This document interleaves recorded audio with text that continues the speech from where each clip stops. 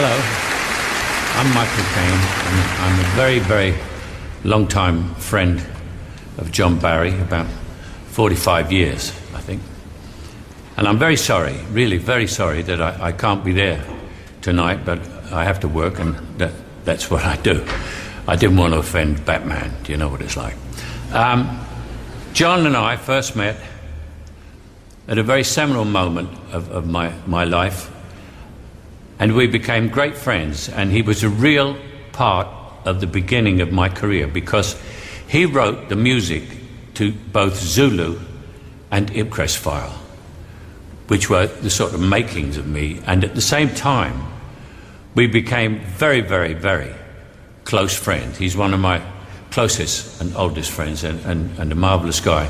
So he was not only important to me as a friend, he was important to me personally as a composer, and is very, very important as one of the great all-time movie music composers.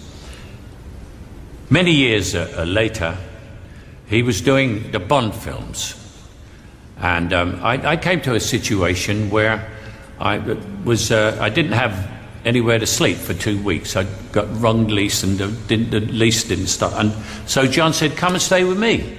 So I said, "Great, thank you, John."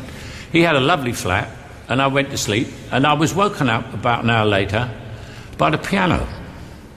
And John was on the piano. And he was on the piano. And all night long, he was on the piano.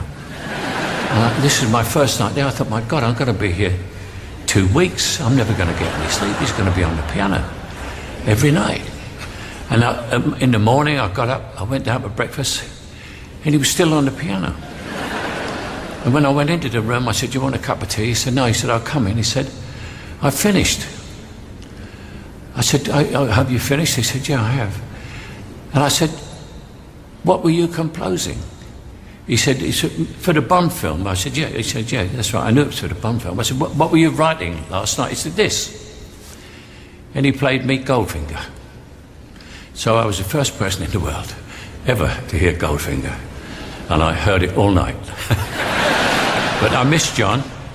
Whenever I went to America, he lived in America. I mean, geographically, friendships are difficult, but whenever I went to America, I saw him. And being here, speaking here tonight, reminds me of the last time I spoke here in the Albert Hall. And it was in a concert tribute to John and his music, and I introduced him. And now I'm here in the same place, sort of saying goodbye. Have a nice evening. Thank you.